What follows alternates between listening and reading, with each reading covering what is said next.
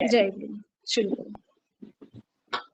পরম দয়াল পরম প্রেমময় শ্রী ঠাকুরের আকুল চরণে শত সহস্র কোটি প্রণাম।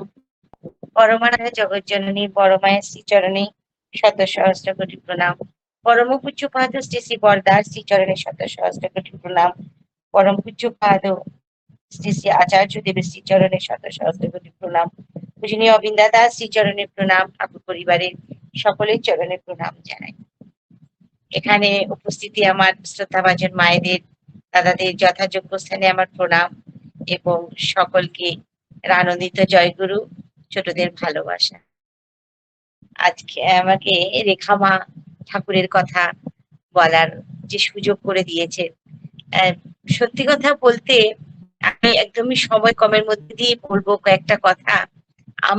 মানে ঠাকুরকে ধরেছি বলে হয়তো আমি আমি নিজের ক্ষেত্রে বলছি, আমি ভালো আছি,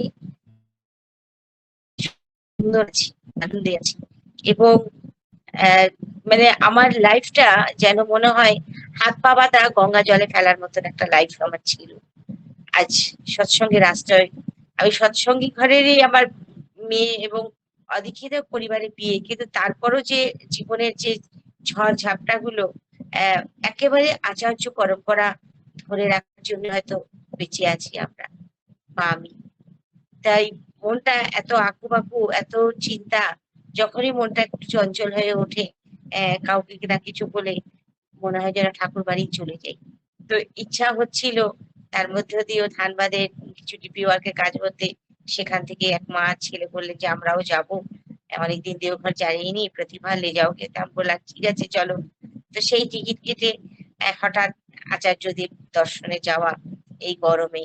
হ্যাঁ, সব থেকে বড় ওখানের ওয়েদারটা এত সুন্দর, কারণ আজকে একটা পোস্টে লেখা হয়েছে, মানে আচার্য দেবকে নিয়ে, তো সেখানে আমি লিখেছি যে मथुरा वृंदावन का श्री कृष्ण भगवान आए हैं धरा धाम में, आए हैं आचार्य परंपरा हम लोगों को सुख लाभ देने। তো এই সত্যি কথা, সেখানে মানে বৃন্দাবনে কি সুখ আছে, মথুরায় কি সুখ আছে বা কোথায় আমি আছে, আমি এখনো যাইনি, যদিও কোনোদিন যাই, যা সেটা আলাদা। কিন্তু আমি মনে করছি যে বৃন্দাবন আর মথুরার সেই সুন্দর হাওয়া যেন আচার্যদেবের চারিদিকে ঘুরছে।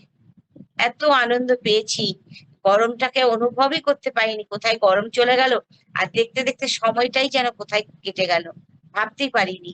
দাদার কাছে বসে এত আনন্দ পাওয়া তার কাছে। আমরা বৃহস্পতিবার দিন গেছি, বৃহস্পতিবার দিন গিয়েই দাদার কাছে প্রণাম করতে 25 তারিখে রাতেই চলে গেছি, স্নান টান করে ড্রেস ট্রেস পরে দাদার সঙ্গে কথা বলা, তার পাশে গিয়ে বসা, এবং তিনি অনবরত, আমরা কত কিছু ভাবি, কত কিছু চিন্তা করি, কিন্তু তিনি সারাটা দিন যেন আমাদের জন্য ব্যস্ত, এত ব্যস্ত। আর সত্যি চিন্তার কথা, কারণ দেওঘরে জলের খুবই সমস্যা। আমাকে অনেক দাদারা বলছেন যে আপনারা জল পাচ্ছেন, কারণ মনমনি ধামের রুমগুলোতে আগে জল পাওয়া, কিছুদিন আগে জল বন্ধ হয়ে গেছিল, অনেক দূর থেকে জল ভরে ভরে নিয়ে মায়েরা স্নান করেছেন, তাই এতটাই সমস্যা হয়ে পড়েছে জলে। তো পশু পাখি যেখানে জল দেওয়া হয়, খাওয়ানো হয়, সেই জায়গাগুলো অনেক শুকনো শুকনো পাইপ দিয়ে জল দেওয়া হচ্ছে। আর আচার্যদেব তো, তিনি তো নারায়ণ, তিনি কষ্ট পান, এগুলো পশু পাখির এই যন্ত্রণা তিনি কষ্ট পান। তাই আমরা সেগুলো দেখছিলাম, আচার্যদেবের কাছে বসেছিলাম, এবং দাদার সাথে কথা বলার পর, মানে যখন দাদাকে গিয়ে বললাম যে একটা ভাই গেছিলেন অভিষেক, তার কথাটা নিবেদন করলাম দাদাকে, দাদা আমি নিয়ে এসেছি এইরকম ব্যাপার, চাকরি বাকরি নিয়ে। কি সুন্দর আচার্যদেব তাকে বোঝালেন। তিনি একটা কথা বললেন, খুব ভালো লাগলো কথাটা, যে আমরা, তিনি একটা ভিডিওতে বলেছেন যে আমরা টিভিটা খুললে আমরা দুঃখের খবরগুলো শুনতে পাই, আনন্দের কথা শুনতে পাই না। তো আনন্দের কথা যেখানটা হয় সেখানটাই আমরা যাবো, যেখানটায় শুনলে পরে মনটা আনন্দে ভরে থাকে, তিনি সেটা বললেন।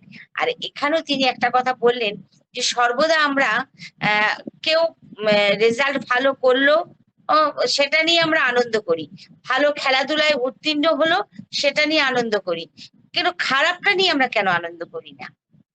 যে যে জিনিসটা খারাপ, এই যে হয়তো ছেলে আনসাকসেসফুল হয়ে গেছে, সেটা নিয়ে আনন্দ কেন করি না? মানে একটি মা এসে আচার্যদেবের কাছে কাঁদছেন, কেঁদে কেঁদে বলছেন, মানে বলতে গিয়ে তিনি কাঁদছেন, দাদা আমার মেয়েটা যেন পাশ করে যায়, আমার মেয়েটার জন্য পাশ করে যায়, আমার মেয়েটার জন্য বলে তিনি কাঁদছেন। আচার্যদেব বলছেন এ কি, আপনি আপনার মেয়ের জন্য এরকম কাঁদছেন, আপনার ব্যাপারটা কি? যদি বাই চান্স আপনার মেয়ে যদি কিছু রেজাল্ট খারাপ হয়ে যায় তো আপনি মরে যাবেন। আপনি আপনার মেয়ের মনোবল কোথা থেকে দেবেন? তাছাড়া আপনি এরকম করছেন। আর এইসব মেয়েগুলোকে যখন শ্বশুরবাড়িতে মায়েরা পাঠায়, তখন যদি বলে শাশুড়ি কিছু বলে, মা আমার শাশুড়ি এই বলেছে, তখন মা এখানে বসে কাঁদবে, আমার মেয়েটাকে শ্বশুরবাড়ি বিয়ে দিলাম, মেয়েটা কি হয়ে গেল দাদা বলছে। আমরা সন্তানদের স্বাবলম্বী হতে দিই না কেন? তারা যখন বড় হয়েছে তাকে স্বাবলম্বী হতে দিন, তাকে তৈরি হতে দিন।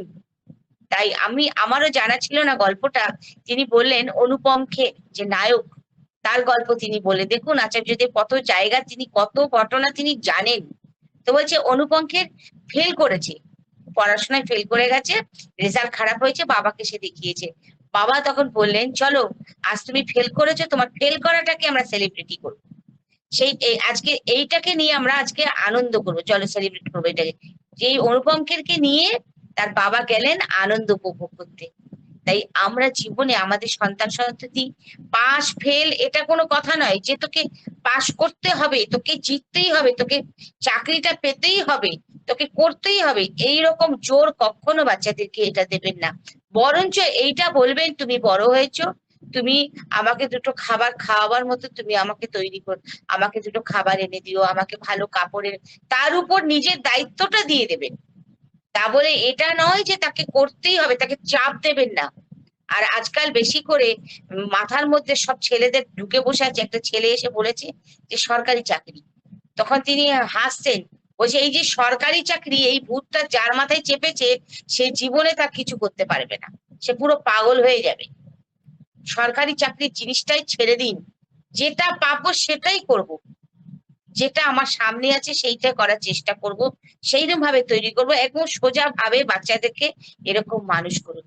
তারপর একটি মেয়েকে বললো কি রে তুই বিয়ে করবি না? মেয়েটি তখন বলছেন আমি আগে নিজে পায়ে দাঁড়াই, তারপরে বলে তুই নিজে পায়ে দাঁড়াই মানে তুই কি হামাগুড়ি দিচ্ছিস? তুই নিজে পায়ে তো দাঁড়িয়েছিস, আবার দাঁড়ানোর কি আছে? তখন বলছে না আমি চাকরি করতে চাই। বলে চাকরি তো মানে দাসত্ব, তুই দাসত্ব করবি না মালকিন হবি? দাসত্ব মানে তুই চাকর চাকরি করা, আর মালকিন মানে কারোর স্ত্রী হওয়া, স্বামীর মালকিন হওয়া। কোনটা করবি ভেবে দেখ, যেটা মনে হবে সেটা করবি। তিনি আমাদের জীবনটা, আমি দেখলাম আচার্যদেব, আমরা যে মায়েরা মানে আমিও তো মা, আমারও একটা ছেলে একটা মেয়ে আছে, আমিও তো চিন্তা করি আমার ছেলে ভালো চাকরি করবে, মেয়ে ভালো পড়াশোনা দরকার, এরকম আমরা সব মায়েরা ভাবি। কিন্তু তিনি দেখুন ওই সেকেন্ডের মধ্যে এ, সবটাই আমাদের নির্মল করে দিলেন, সব চিন্তাগুলো তিনি দূরে সরিয়ে দিলেন।